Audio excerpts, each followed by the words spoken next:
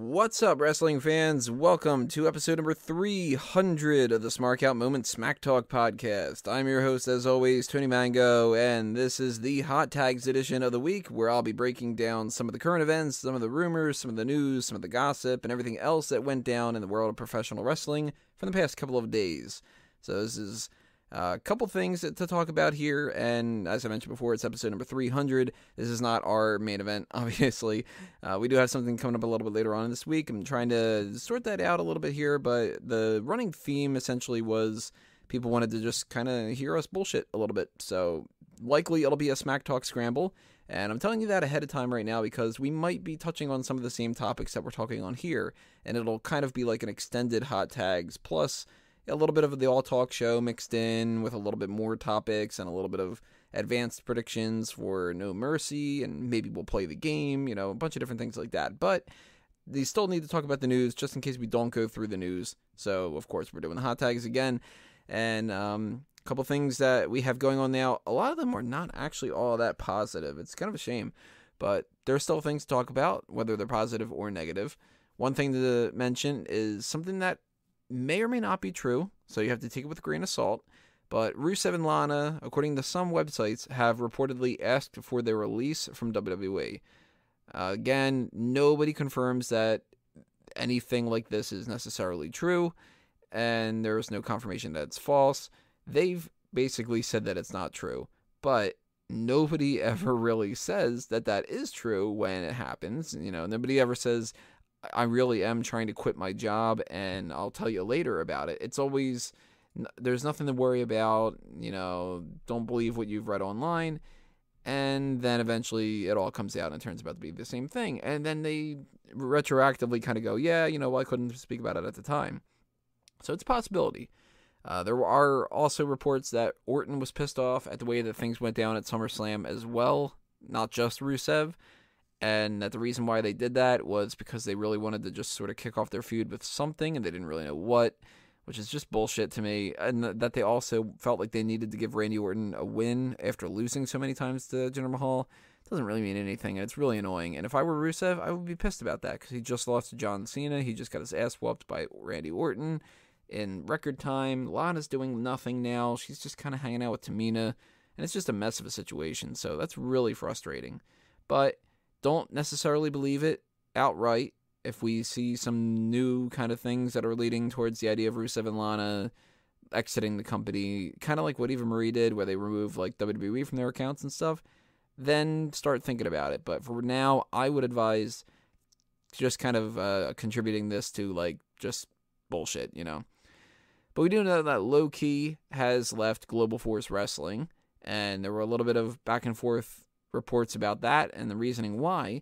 Some of it came down to money, some of it came down to creative decisions, and now it seems like we're hearing more about the creative decisions being the case because he wanted to be in the world title picture. They were going to move him into the X Division title picture instead, and I guess he's kind of figuring it as like, well, I'm not advancing in my career and such, and he's getting up there in age compared to some of the other people.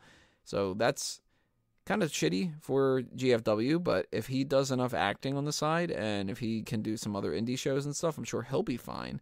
And GFW is the type of position where Low Key wasn't going to save them, and his exit isn't going to really hurt them any more than anybody else's exit, so this is sort of like kind of a wash a little bit. It sucks for GFW because Low Key is talented, but it's not going to really hinder them too much.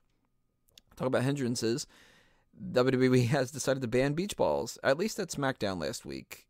There hasn't been too much reports about that outside of last week's SmackDown, but that is something that has been popping up a lot now. A lot of people talking back and forth about whether or not that should be allowed, whether or not that should be banned, and it seems like a lot of people are actually pro banning them.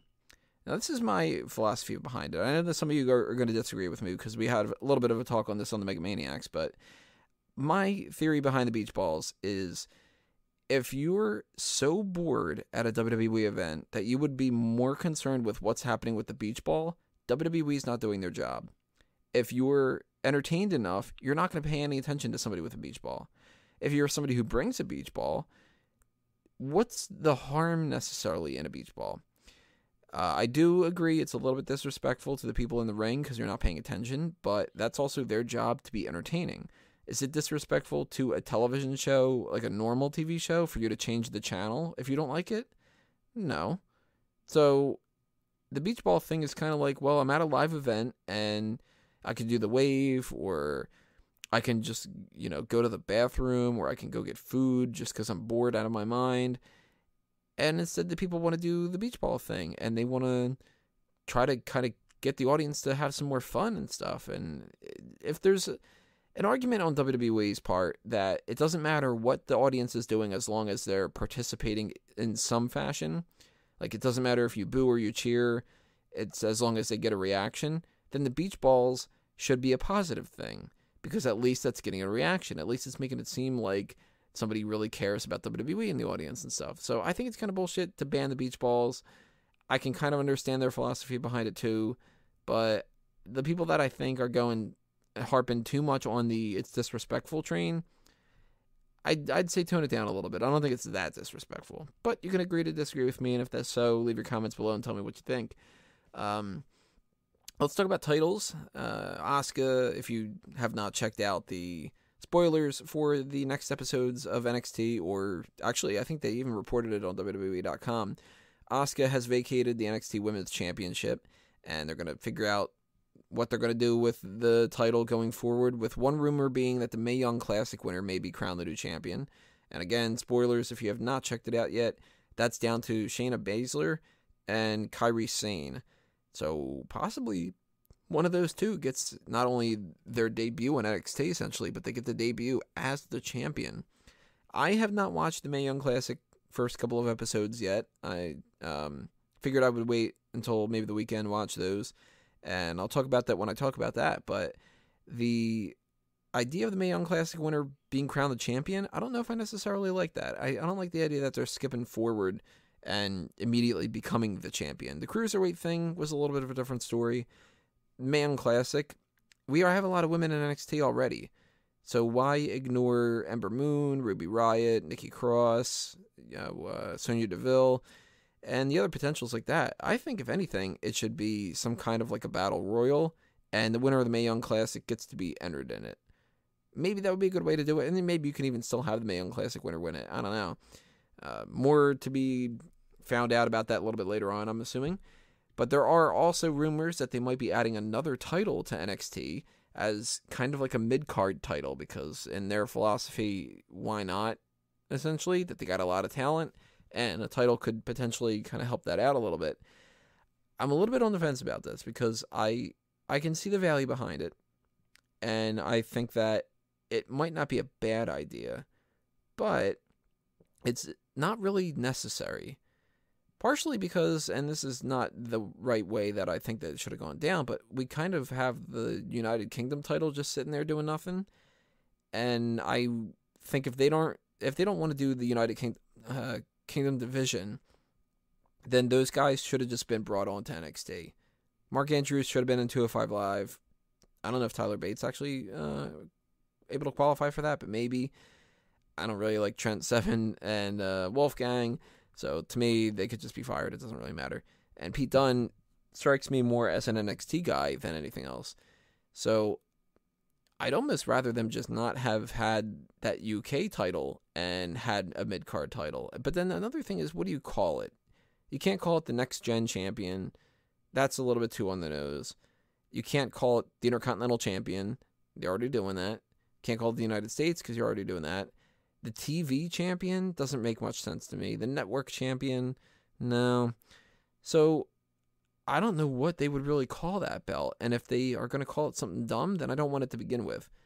If they can figure out a good name for it, a good design for it, and it's not going to water down the actual NXT title, then I can see that being a potentially good thing. Especially if we end up getting so many new people in NXT that they've got a wide enough roster where they can give the belt to somebody else. Like, if you're working with, I don't know, say, who's the champion right now? The champion is Drew McIntyre, and he's got his whole thing with Adam Cole going around.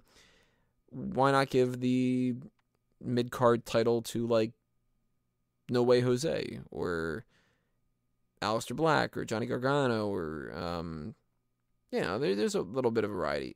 Gun to my head, I would say they don't need the title, and I'm kind of hoping that that's the case, but it is just a rumor, so it might not be true. I don't know. Even though he wrestled on SmackDown this week, one of the news stories was that Mike Kanellis was in rehab for prescription drug addiction. That's strange to me, because if he is going through rehab, you'd think that they wouldn't really want him to be wrestling, especially after spending a couple of weeks not wrestling. But that could be a good sign. Maybe he already went through it. Maybe it's like a quick ordeal, or maybe it's not quite the way that it seems, but it seems to be like an actual thing. It's not like just like full-on rumors and stuff, because this was on Instagram, if I remember correctly, and they wouldn't have posted this on Instagram if it wouldn't have been the case. That could explain, though, why we haven't been seeing him so much, and that's not a good start for both Mike and Maria. Maria, by guilty by association, but they haven't been in this company too long. Maria was in there before, so she's got a little bit of leeway, but Kanellis, Mike Kanellis, he has not been in the company to build up the tenure. And if he came in and within a short time frame, they found out that he was basically addicted to painkillers or whatever he's addicted to, I'm assuming that that's what it is, then that's not good for his image. And I got a feeling he's not going to really succeed all that well. He already made peace with the idea that he's a jobber, it seems. So that might be where his future is, but that sucks. And hopefully he kicks the habit and everything, and this is this new story that we find out it's much ado about nothing. But we also have 2 injuries to report on. That's going to be the final topic to talk about here today. Samoa Joe and Xavier Woods both suffering knee injuries at live events. Obviously, Joe for a Raw one and Woods for a SmackDown one. The original plan for Raw this week was going to be Samoa Joe facing John Cena, which wouldn't have made really any sense to me.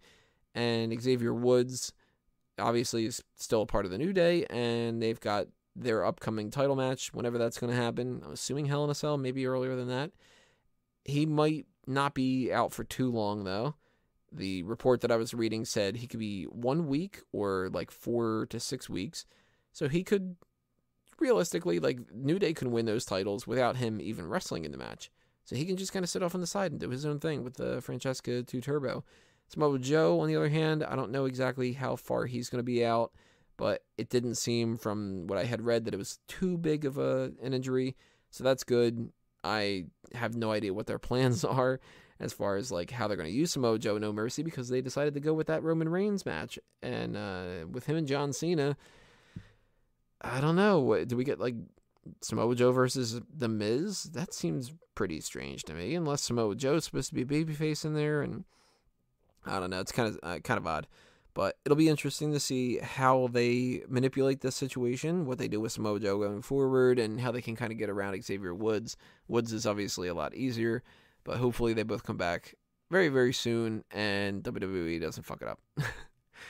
But that's it for the hot tags for this week, everybody. Make sure that you leave your comments below. Tell us what you think about these topics, and if anything else happens throughout the week, drop them in the comments below too, and I'll try to respond to that.